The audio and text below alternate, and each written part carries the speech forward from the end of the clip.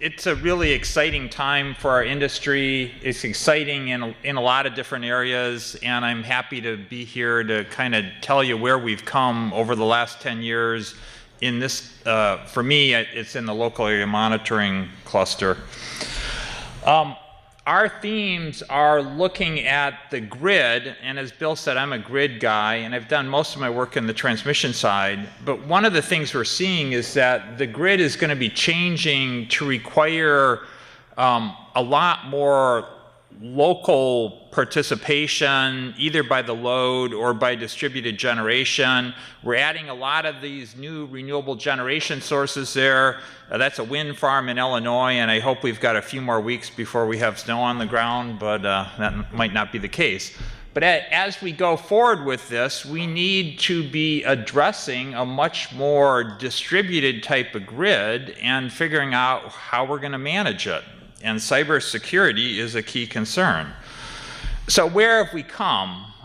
Carl gave a nice overview on some of the areas that we've come through, and I tried to make this complementary with his.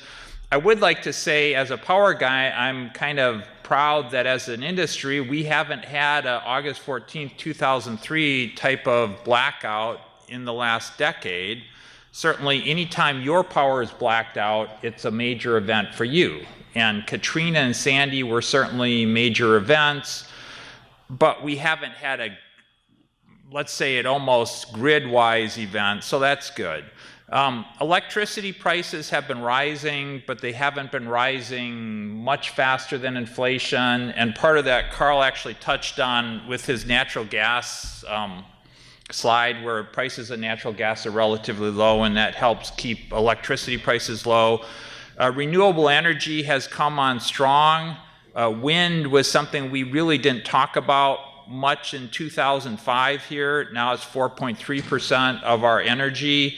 Solar PV is coming on strong. It's still only 0.4%, but it's got a very high growth rate on it. So distributed generation is here, and it's becoming much more widespread, particularly in some locations like sunny locations like California or Arizona. Tom Siebel mentioned smart meters. We've got a lot of smart meters out there. I looked at the stats, and currently they're in about 43% of US homes, so that means we've got 50 million smart meters deployed. So they're here, and they're something that we can utilize the data from, and we can utilize them to help optimize the grid.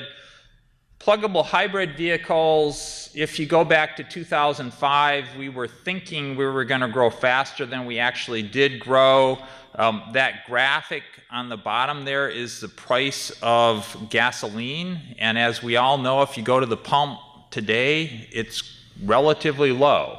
And that is having a damper on the sales of PHEVs, so they haven't quite picked up the way we thought they might have a few years back. Currently, they're about 2% of total.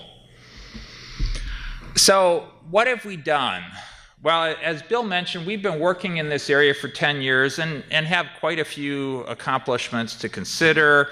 I broke them up into two areas in this cluster. The first is on the load side, and I augmented that to also include distributed generation.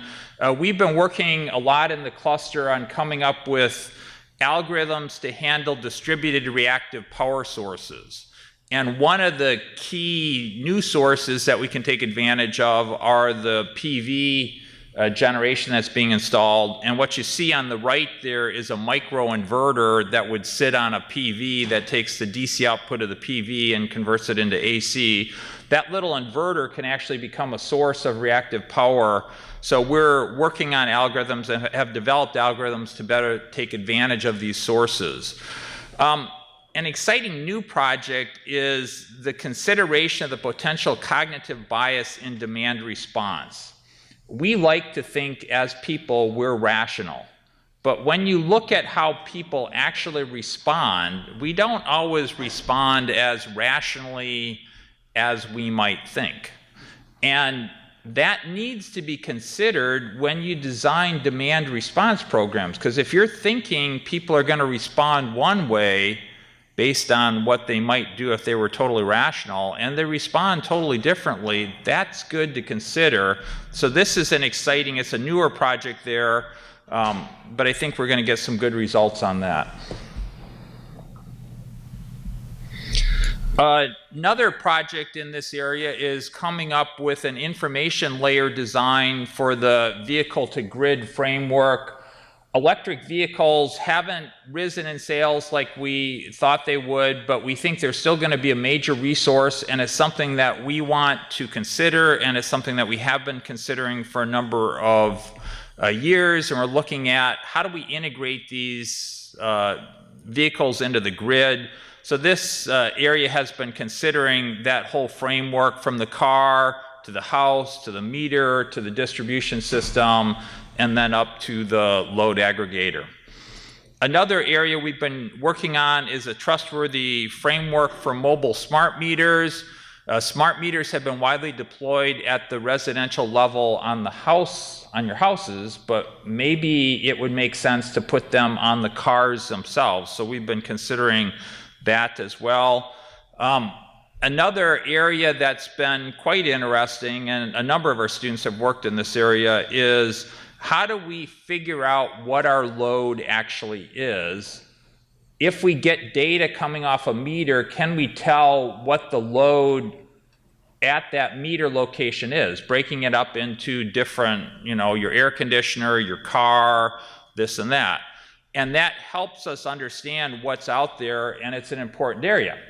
But as a residential consumer, even as a business, you may not want your utility to be doing that or anybody to be doing that. So another aspect of this is actually looking at the privacy concerns where you try to actually modify the signal that might be used to determine what your load is to confuse the load determination algorithms.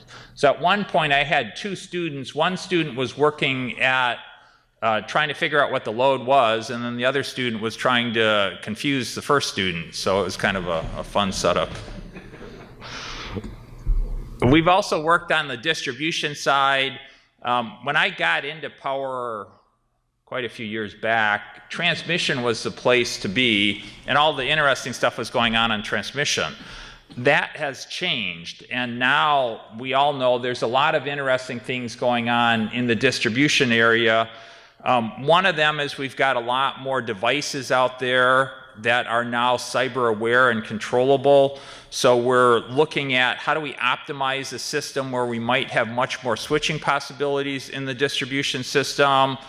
And as you get a whole bunch of these new devices installed, then you also run into a situation of how do we manage the cybersecurity, and in particular, how do we manage the large number of passwords that might be out on the devices. So we've been working in that area as well.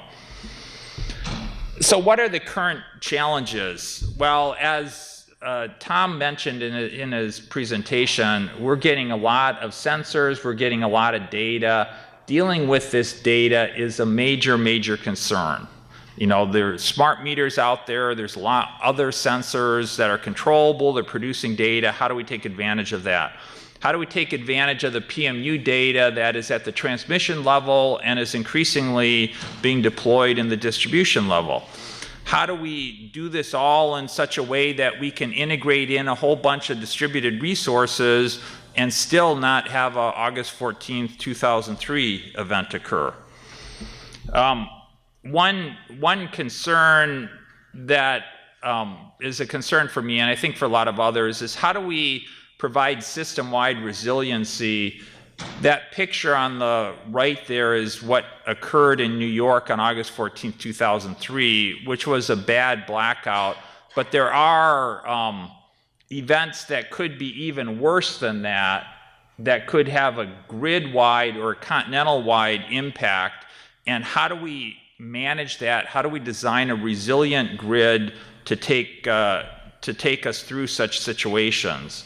So I think distributed microgrids might provide some opportunity. All this is going to have to be done with higher levels of distributed PV generation. Storage is always a wild card. If we get cheap storage, that could change things. One issue that utilities are wrestling with is if you've got a customer who has a lot of PV, how do you price their access to the grid in a way that is fair to all the grid participants? How do we integrate in all these smart meters? How do they play in what's called the Internet of Things? And then privacy is going to be a continual concern. Okay. Thank you, Tom.